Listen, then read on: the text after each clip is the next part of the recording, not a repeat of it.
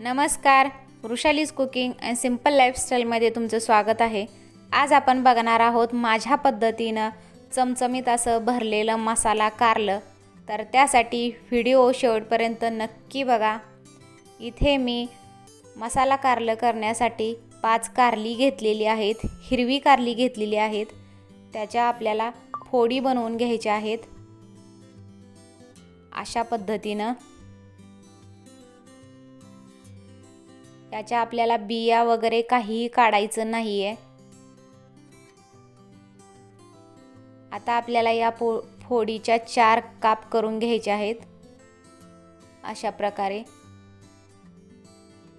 जेणेकरून आपला मसाला यामध्ये आपल्याला भरता येईल.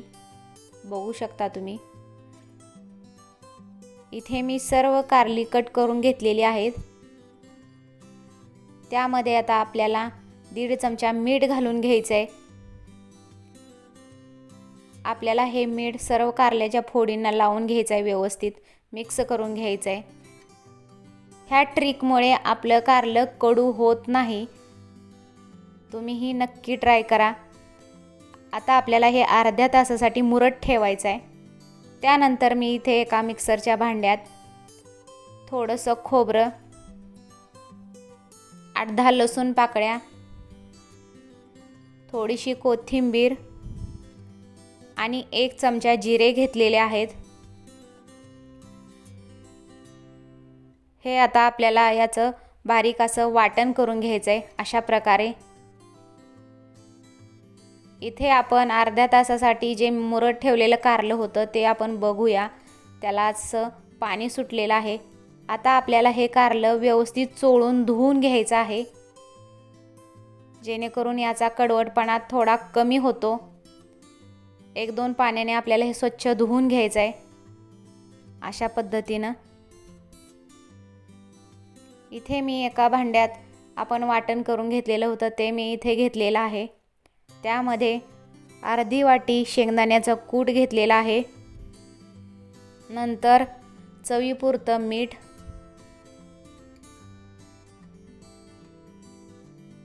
1 चमचा गरम मसाला, पाव चमचा हळद आणि 2 चमचे घरगुती लाल तिखट घेतलेला आहे. आता आपल्याला हे व्यवस्थित मिक्स करून घ्यायचं आहे. वाटण करताना मी थोडंसं त्यामध्ये पाणी घातलेलं होतं, त्यामुळे इथे आपल्याला हे भिजवताना पाण्याची अजिबात गरज लागणार नाही.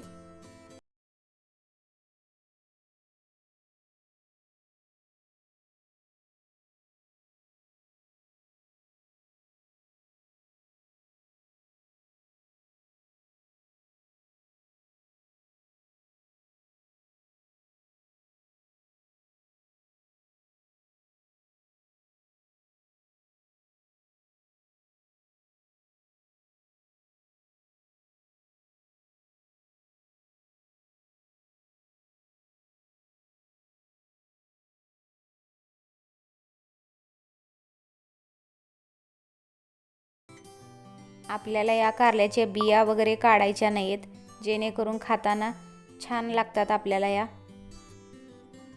अशा प्रकारे मी इथं मसाला भरून घेतलेला आहे.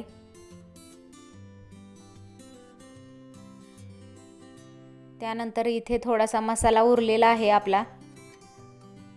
नंतर इथे मी एका कढईत 4 चमचे तेल तापण्यासाठी ठेवलेलं आहे. ते गरम झालं की त्यामध्ये 1 चमचा मोहरी छान तडतडली की त्यामध्ये 1 चमचा जिरे ही चांगले तडतडली की त्यामध्ये आपल्याला मसाला भरलेलं कारल्याच्या फोडी घालायच्या आहेत.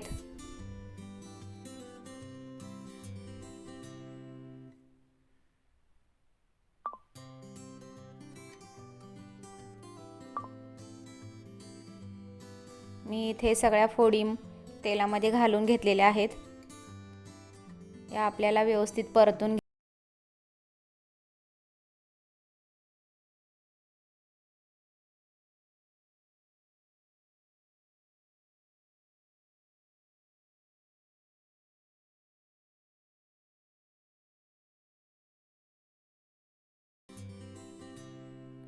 दुसऱ्या बाजूने आपण ह्या कारल्याच्या फोडी पलटून घेऊयात.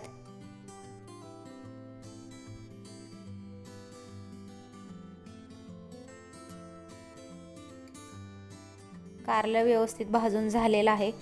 आता आपल्याला यामध्ये जो आपला मसाला उरलेला होता तो आपल्याला याच्यामध्ये टाकायचा आहे आणि तोही आपल्याला व्यवस्थित भाजून घ्यायचा आहे तेलामध्ये.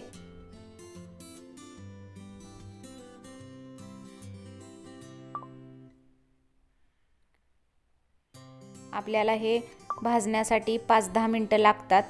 हे व्यवस्थित तेलामध्ये भाजलं की आपलं कारलं अजिबात कडू लागत नाही.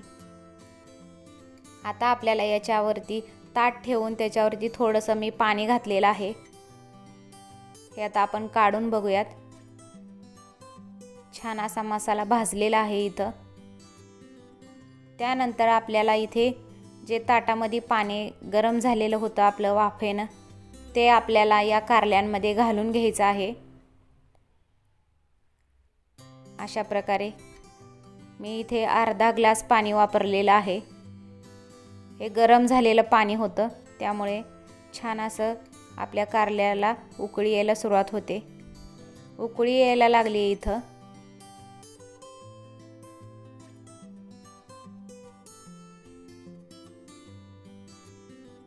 अशा प्रकारे उकळी यायला लागली की त्याच्यावरती आपल्याला ताट ठेवून घ्यायचं आहे कढईवर आणि त्याच्यावरती थोडंसं पाणी घालून घ्यायचं आहे. आता आपल्याला या कारल्यांमध्ये पाणी अजिबात घालायचं नाही आहे.